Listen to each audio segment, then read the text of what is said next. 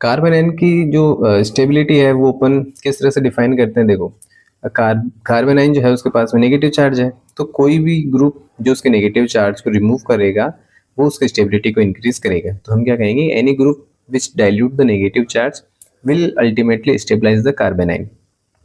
तो इसके लिए अपन 2-3 इफेक्ट्स हैं उनको रीड कर सकते हैं। जैसे देखो, अगर आपके पास में कार्बन आयन के पास में कोई ऐसी सिचुएशन है जहाँ पे उसके पास में नेगेटिव या फिर रिवर्स हाइपर कंजुगेशन अगर हो रहा है, तो उसकी स्टेबिलिटी को इंक्रीज करता है।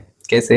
एफ जो होता है, फ्लोरीन जो है आपका, वो लो लाइंग सिग्मा स्टार उसके पास में ऑर्बिटल उपलब्ध होता है। तो इस वजह से क्या होगा, अपना नेगेटिव चार्ज जो है वो कार्बन कार्बन के बीच में जाएगा और ये जो सिग्मा बॉन्ड है वो उसके सिग्मा स्टार के अंदर चला जाएगा, पर ये हमेशा इसकी विसिनिटी में रहता है। ये बड़ी इंपॉर्टेंट चीज़ है।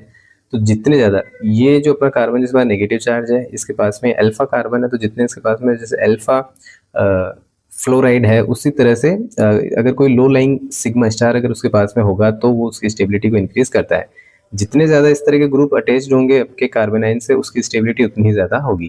तो यहाँ पे 9 ग्रुप है, यहाँ पे 6 ग्रुप है आपके पास में, और यहाँ पे 3 ग्रुप है। इस तरह से एक इफेक्ट होता है आपके पास minus I effect, inductive effect. Minus I effect अगर लगा रहा हो, जैसे अगर आपके कार्बन आयन के पास में ये ग्रुप्स अगर जुड़े हुए हो, NO2 हो गया या साइनाइड हो गया, CF3 ग्रुप हो गया, CH ग्रुप हो गया, फिर एल्डिहाइड ग्रुप हो गया, ये ग्रुप्स जो होते हैं ये क्या करते हैं, इसकी स्टेबिलिटी को इंक्रीज करते हैं, क्योंकि कार्बन के पास में पहले से 8 इलेक्ट्रॉन्स हैं और प्लस नेगेटिव चार्ज है। तो ये क्या करते हैं, इसकी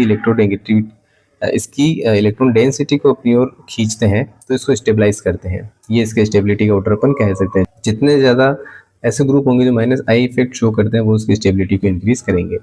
and the third one is resonance effect. इसमें क्या होगा कि वही चीज़ है, जो कार्बन आयन का नेगेटिव चार्ज है, कोई भी ऐसा ग्रुप जो उसे डाइल्यूट करेगा तो वो उसकी स्टेबिलिटी को इंक्रीज करेगा, और अगर वो थ्रू रेजोनेंस करता है तो वो तो बहुत ही ज़्यादा इफेक्टिव हो जाता है इसके स्टेबिलिटी को इंक्रीज करने के लिए। तो यहाँ पे जैसे इसके पास 3 ग्रुप है तो ज़्यादा स्टेबल है, ऐसे अगर 2 ग्रुप है तो थोड़ा कम स्टेबल है, एक ही ग्रुप है तो और कम स्टेबल है, है ही नहीं तो बहुत ज़्यादा अनस्टेबल है।